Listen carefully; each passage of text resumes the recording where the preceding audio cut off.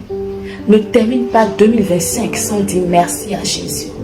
N'entre pas dans cette nouvelle saison qui t'attend sans dire merci à Dieu. Parce que oui, tu entres dans une nouvelle saison.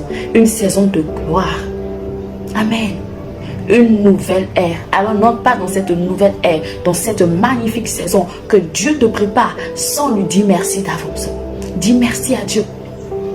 Je ne veux pas continuer sans te dire merci. Je ne veux pas continuer sans te dire merci. Il a tellement fait pour nous, il a tellement fait pour toi. Alors ne continue pas. Ne continue pas ces jours avant 2026 sans dire merci à Jésus, sans dire merci de t'avoir gardé en lui. Merci, parce que ce n'est pas du tout un acquis, c'est une grâce d'être gardé en Christ, c'est une grâce d'être gardé en vie. Tout ce que le Seigneur a fait dans le secret pour toi, tu ne le sais pas. Alors ne continue pas sans dire merci à Jésus. Ne continue pas sans dire merci à Dieu. Il nous a gardés, il nous a relevés, il nous a fortifiés, il nous a préservés du danger. Alors, ne continue pas sans lui dire merci. Prends quelques jours et dis-lui merci. Retire-toi et dis-lui merci du fond de ton cœur.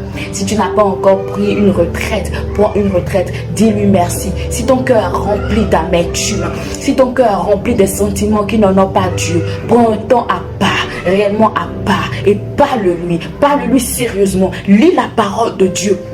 Enferme-toi dans la parole de Dieu. Abreuve-toi de la parole de Dieu et laisse Dieu te parler.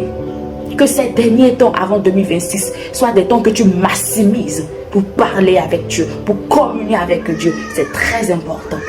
Alors prends ta Bible avec moi et lisons Proverbe 28, 14. Proverbe 28, 14 qui dit: heureux l'homme qui est continuellement dans la crainte, mais celui qui endurcit son cœur tombe dans le malheur. Amen. Que Dieu nous aide à continuellement rester dans la crainte, parce que lorsqu'on reste dans la crainte de Dieu, on veut lui plaire.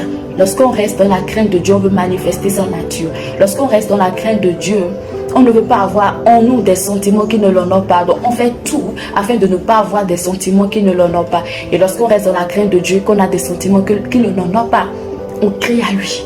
On crie continuellement à lui afin qu'il vienne nous sauver, afin qu'il vienne nous restaurer. Heureux l'homme qui reste dans la crainte. Celui qui est dans la crainte de l'Éternel veut être vrai avec Dieu. Celui qui est dans la crainte de l'Éternel veut être sincère avec Dieu, avoir un cœur sincère vis-à-vis de Dieu et vis-à-vis des autres. Que Dieu nous accorde ce cœur qui le craint, c'est-à-dire ce cœur qui veut l'honorer, ce cœur qui veut être pur devant lui, pas qui fait semblant, mais ce cœur qui veut être, qui veut que nous soyons. Que Dieu nous accorde